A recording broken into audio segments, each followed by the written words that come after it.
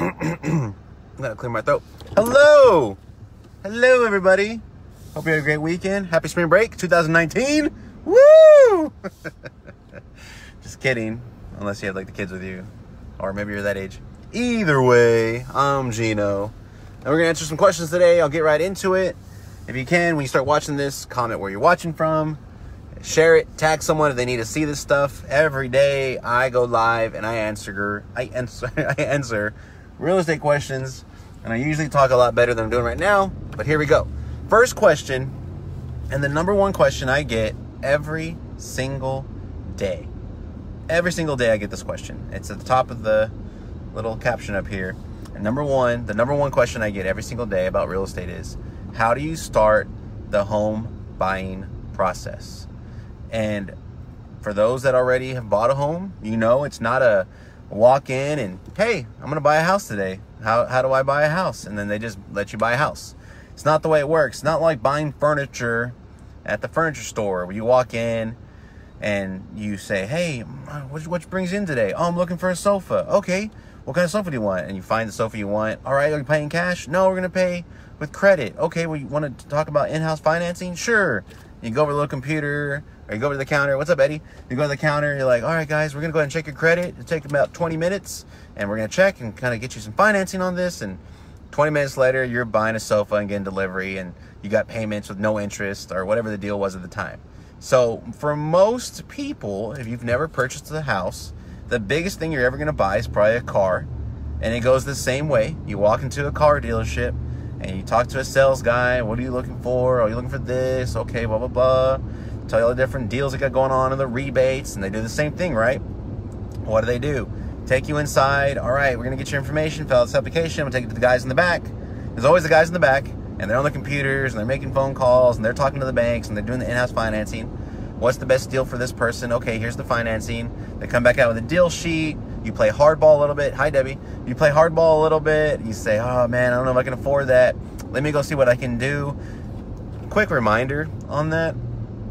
If you've never bought a car before, take it from me. Never take the first deal they bring back to you. Ever, ever, ever, ever, ever, ever, ever, never take the first deal they bring back to you. If you do, you pay too much. I promise you. There's always at least 2 or 3 more deals they're sitting on that they can get you. I'm going off a tangent on buying cars, but still, if you're ever buying a car, never take the first deal they give you. Ever, ever, ever, ever, ever. They have a way. They have the financing. Trust me. All right, so anyways, that's how you buy a car, right? With a house, it's not like that. You don't walk into the house dealership and then there's a guy in the back approving people and they come back out with a deal sheet and it's, boom, here's your keys. You bought a house. So the first thing I would tell anybody, and I tell everybody, what is the first step? How do you start the home buying process? Here's what I would say. Ask questions. Ask everybody. Ask anybody you want to. Anybody you know that's either bought a house, gone through the process, a realtor, a lender, your mom, your cousin, your friend. Ask Facebook. I'm really surprised more people don't ask that on Facebook. People all day will ask, like, hey, how does this keto work? Or how does this place work? Or how does this work? Or how do you figure this out on my phone? Or how do you do this? But people don't ask, hey, everybody, honest opinion, how do you buy a house? What's your go-to? What's the number one tip? No one asks that. Really weird, right? So what I would say is, if you're looking to buy a house, you got to ask questions. Everybody. And here's the thing. People think that when they ask me a question and I answer it, that I'm going to be like, all right, let's go buy a house. Not at all. And I don't expect every single person that I talk to eventually buy or sell a house through me. Believe it or not, some people don't like me. And maybe I'm not everybody's fit. Maybe I'm not the person for you. That doesn't mean there's not another realtor out there who you gel with and just like click with perfectly, right? Like there's someone out there for you that's going to help you with all your needs. And that's what I say too. When you're picking a realtor to either 1, sell your house, or 2, help you buy a house, you got to figure out who you work well with, because you're going to be working with that person pretty directly for however long it's going to take you to buy a house, or for however long it's going to take you to sell a house. So if you don't gel well with them, or if you don't click, or if you don't get along, or you don't really like them, despite their knowledge, you got to click on them first. Then If you do that, you got to figure out, does this person know what they're talking about? You got to feel confident in the person you're using to help you buy the biggest thing you're ever going to buy or sell the biggest thing you're ever going to sell. You got to feel confident that this person, this individual, man or woman, knows what they're doing. And if you don't feel like, man, that person, if you don't feel confident in the fact that they can get the job done, don't use them. So when I tell people like, hey, I talk to like a lot of other realtors, right? They're like, how do you go into listing appointment? I'm like, I just go in and I talk to the people and I let them know what we're going to do and how it's going to work. And I show them the numbers. And they say, you don't have like a listing presentation or like a PowerPoint or an iPad or show them all this. I'm like, no. And it's not because I'm cocky, but it's because I know that if it was me, I don't want to be razzle-dazzled by PowerPoint and all this other photos and whatever. I want to feel confident that this guy and this gal is going to do what I need them to do. So confidence is number one. So home buying process, like I said, ask questions. Find a realtor you like. They can walk you through the steps. So that's the first question.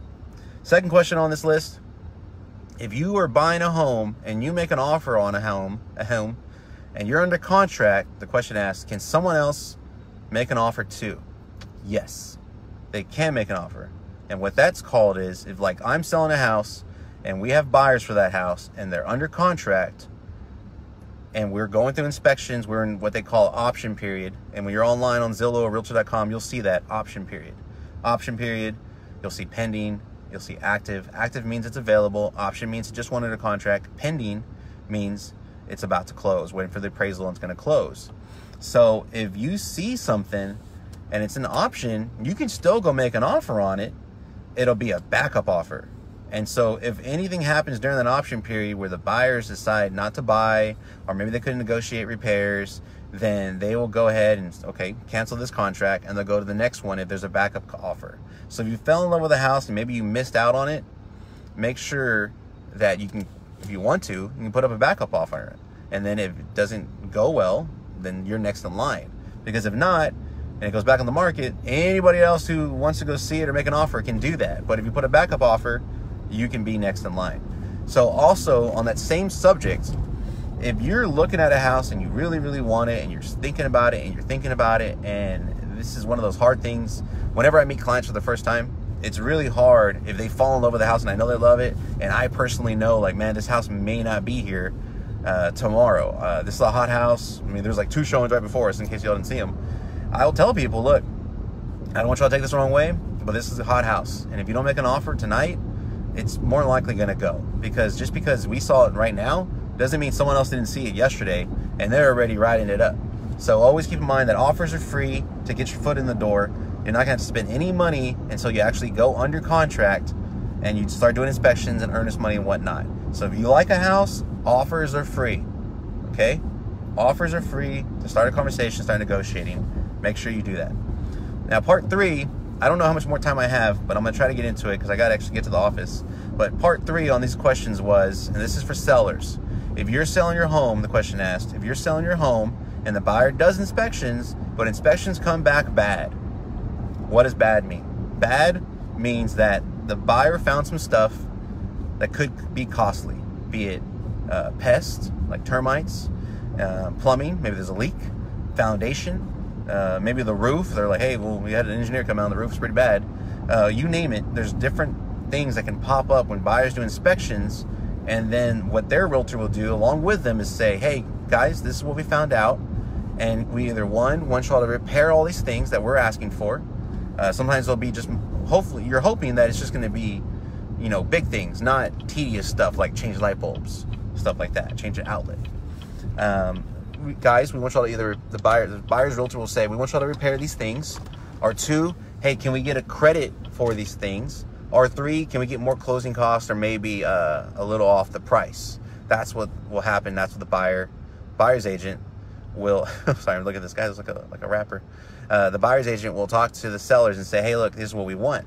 Then, keep in mind, you will renegotiate. So this is for buyers and sellers. During option period, you renegotiate a deal depending on what kind of things pop up on inspections. So if nothing big pops up, great. No, that's what you want to hear. You want to hear, and then that way you're not, you know, losing as much money as possible. You want to sell your house for as much as possible, right? But also at the same time, as a buyer, you want to make sure you're getting a great deal. And if there's any big repairs that could be costly in the future, you want to make sure they're, they take care of them. And when you're renegotiating during an option period, that's the time to do it. So if you have questions, I got to get down to the office. Buyer's guide, seller's guide, preparing your home for sale guide. Links are going to be inside the comments. If you ever have questions, like going back to the first question we answered earlier, if you're trying to figure out the steps to the home buying process, ask questions, ask questions, ask questions, ask questions. I cannot stress that enough. You will thank yourself in the long run. The more you know before you actually do start the actual home buying process, which is talking to lenders, seeing houses, making offers. Ask questions, ask as many as possible. You have a great day and a great week. We'll talk soon.